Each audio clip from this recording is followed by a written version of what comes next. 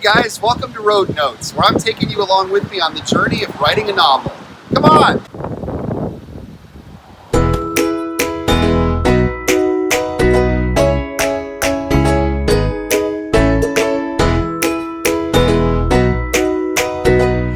Hello friends. Well, I am halfway through the first draft of my novel manuscript, and like any creative work, there are good days and there are bad days. One of the obstacles to be overcome within the early stages of writing is the quest for originality. Now, that's not exactly a quest on par with taking the ring to Mordor, I am well aware, but it's also not a quest like Ahab chasing down a white whale. I am happy to report I have both my legs and all 10 fingers. So here are some thoughts that I've had about originality. The worry as you start thinking up an idea, mulling it, mashing it, and then eventually deciding that that's the idea that you want to write, is that, in my case anyway, I am worried about whether or not it is quote-unquote original enough. Whether it's an idea that's been had before in that form and will not be original enough so as to be interesting and compelling to anyone reading my story. So here are 3 statements about this pursuit of originality. Number 1, originality is inevitable. Number 2, originality is a byproduct of the inspiration that I talked about last time. And number 3, originality is overrated. So let me go into each of those. Originality is inevitable. Well, there are a few basic things that need to be said. Number 1, no one's ever been you. Even if your idea seems to be as similar to other ideas that have been had by people, the way that you're going to put them together because of your own perspective on the world, your own unique writing voice, the way that you write dialogue, the way that you draw character, which is a product of the way that you see the world, it's inevitable. Full stop. So take that in. Soak it in. Plus, there's going to be things that you're going to want to do to the story, both in the planning phase and in the writing and revising phase, that are going to flush out a lot of that derivative stuff. They're just going to cleanse that right out because you won't be satisfied with them. You'll have that little feeling. Yes, many stories, when they come out of your brain and go down on the page for the first time, are derivative. That's inevitable.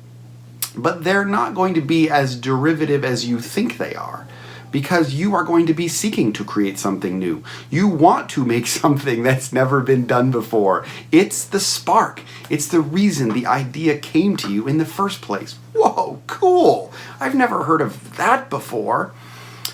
So if you recall from last time, I'm working on a novel starring Deadeye Dan Crowley, a frontier U.S. Marshal and a star of a whole series of dime novels set in the 1870s out west. This book, as the plan is now, is number 42 in that series. Deadeye Dan is definitely a type. He's a frontier hero. He's a U.S. Marshal. He's a sharpshooter. He's many things that many people, myself included, have seen before. But there's something about Deadeye Dan that lit a spark inside me that I've never read about, and I certainly haven't read about now in 2020, 2021. And that makes Deadeye Dan an original. Okay, number 2, originality is a product of your inspiration. I think this flows right out of what I was just saying. When it comes to inspiration, you have a unique set of experiences, a unique reading history, all those things. So when you go to create somebody, like I'm creating this character of Deadeye Dan Crowley, yes, he's going to be a type. He's a U.S. Marshal, frontier hero, sharpshooter, brave, the man in the white hat, supposedly, And there's a legacy of characters like him. However, also, because he's being written by me in this time period, hopefully, I'm confident that there are many things about Deadeye Dan that are not derivative.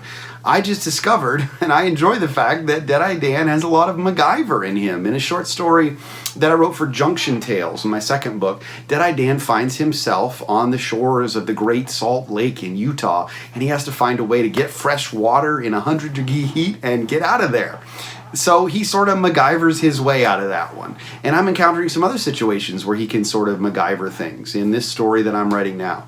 Now, if you don't know who MacGyver is, YouTube, everybody, definitely a fun side inspiration that I did not think would be a part of this story.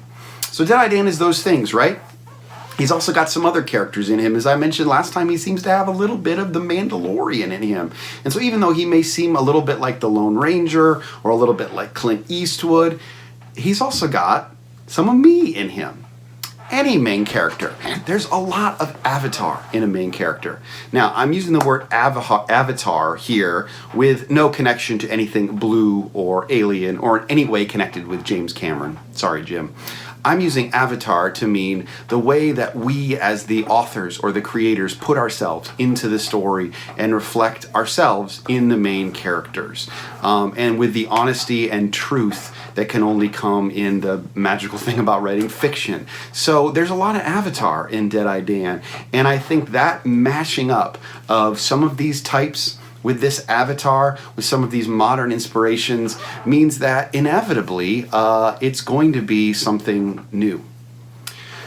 So the third thing, and the thing that has been brought home to me again over the past month or so by a dear group of friends that I rely on quite a bit for writing help and inspiration, is that originality is overrated.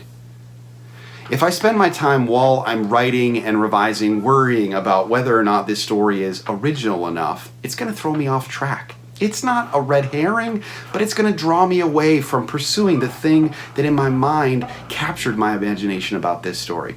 So all that to say, sure, in the planning process, I'm drawn to create an original story. I am inspired by this original idea, but as I'm writing and I eventually consider revising the story, I'm not going to waste a lot of time thinking about whether or not this story meets some sort of artificial originality criteria. It's inevitably going to be original, and it's definitely going to be inspired by the people that I love, by the stories that I love, by the world that I inhabit. And it's going to be original in a way that only I can produce if I'm true to it. So I keep chasing it down. And I would encourage you to do the same.